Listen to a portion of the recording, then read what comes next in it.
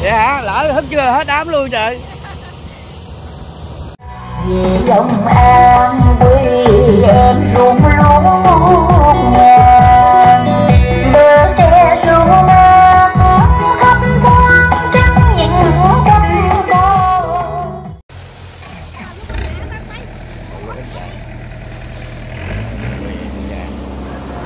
Đây là cái mã Giang A 82V.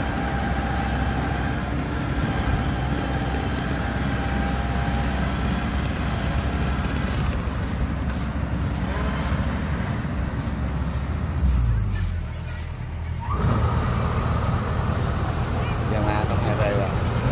Đấy, nhìn bên ngoài thấy còn đấy. Nghe cái tiếng máy Giang A thích lắm.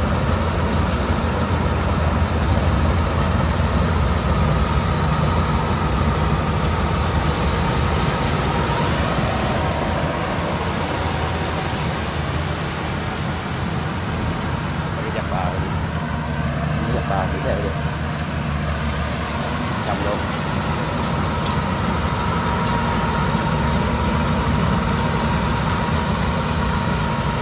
Nhưng mà chạy tốc độ đứng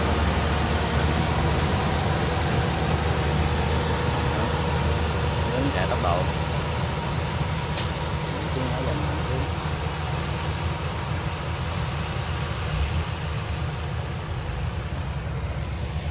cổ chạy cầu bắc qua mương.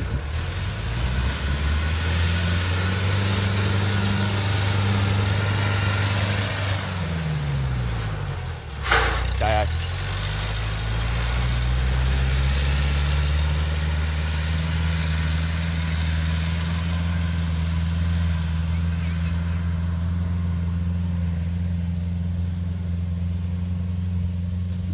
đi lên cái máy cắt lúa. Cô cắt lúa giặt bờ, lúa còn sót, mấy giặt bờ nó không gì cắt vô sát rồi, nó có lúa nào xuống các bạn.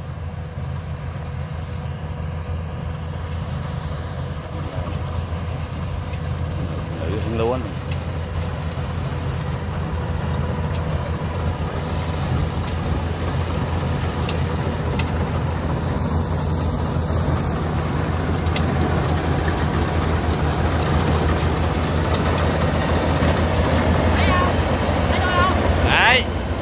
Đây, wow, thấy tôi không? Thấy tôi không? Thấy chỗ rành rành luôn.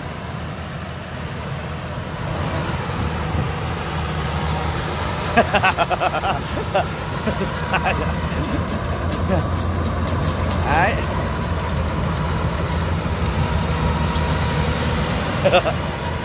Né thôi.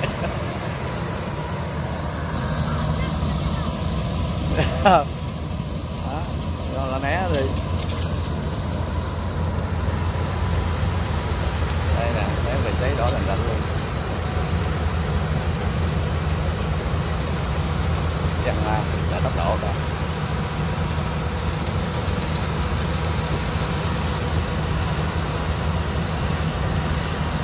Yamaha 82.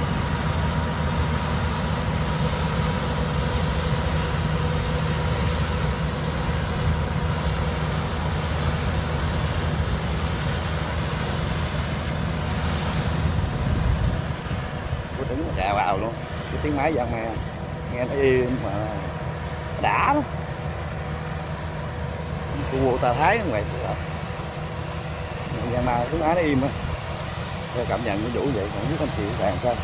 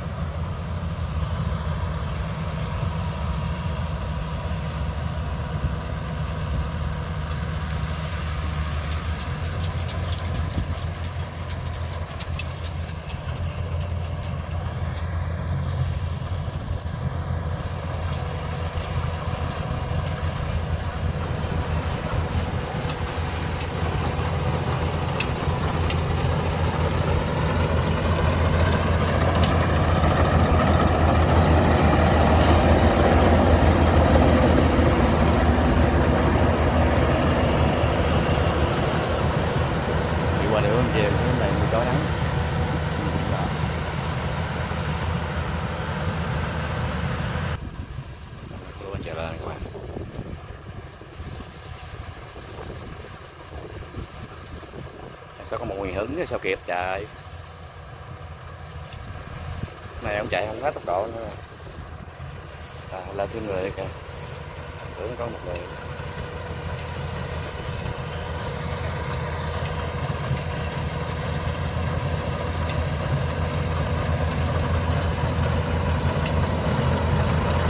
Hai người cuốn lúa này.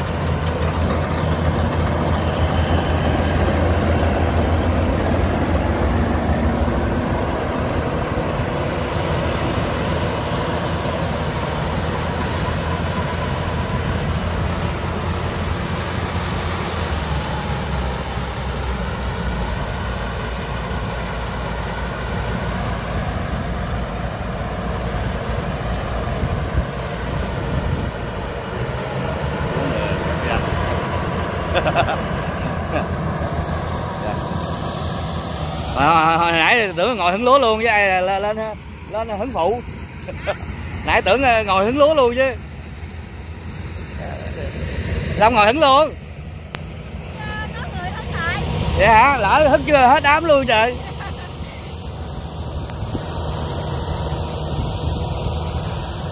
Đám đây là cũng của chị luôn hả? Dạ. Bên đây là ruộng của chị luôn hả? Dạ hả? Trời ơi, nhiều ruộng quá. Dạ hả? Dạ, tưởng là của chị luôn chứ. Mới giờ này mà nắng quá. 1 giờ hả? Nhanh vậy? 11 giờ rồi. Dạ hả? Trời, nãy là tưởng giờ lúa trúng quá trời luôn, người hứng kịp nếp học tròn do. Dạ, hôm nay em cắt có hai người hứng rồi đâu có lúa không sao. Vậy hả? Dạ không. Nếp lúc này có giá không? Cắt con ta cũng mất có chợ luôn đó. Dạ hả? Mẹ có luôn chứ mình là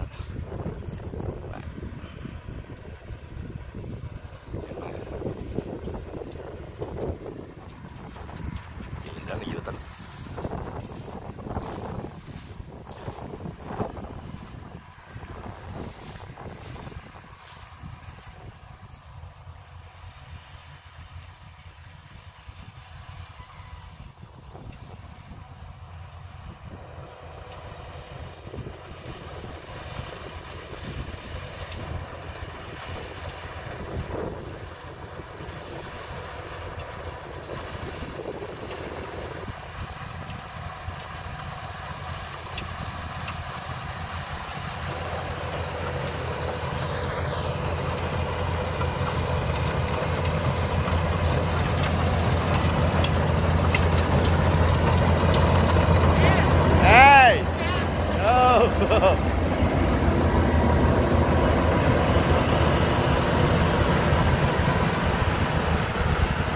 Giờ các bạn.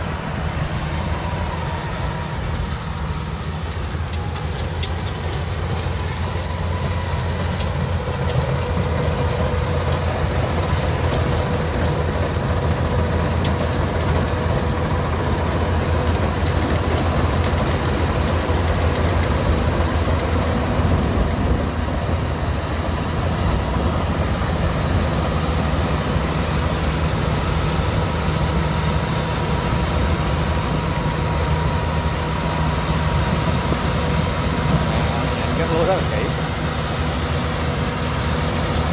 Đây, nhìn những đường con ra, bánh chạy nè, dính lúa luôn.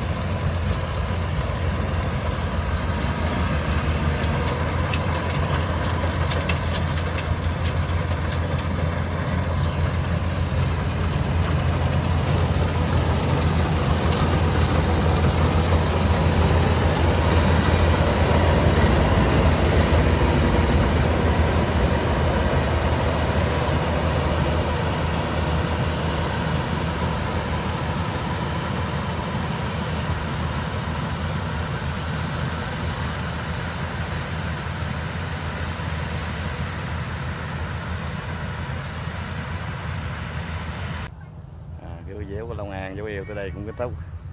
Dụ cảm ơn các anh chị các bạn đã quan tâm theo dõi. Xin chào, hẹn gặp lại. Đó, mấy người chủ ruộng bên thổ lúa đang núp ở trong bóng cây. Rồi, bye bye các anh chị các bạn.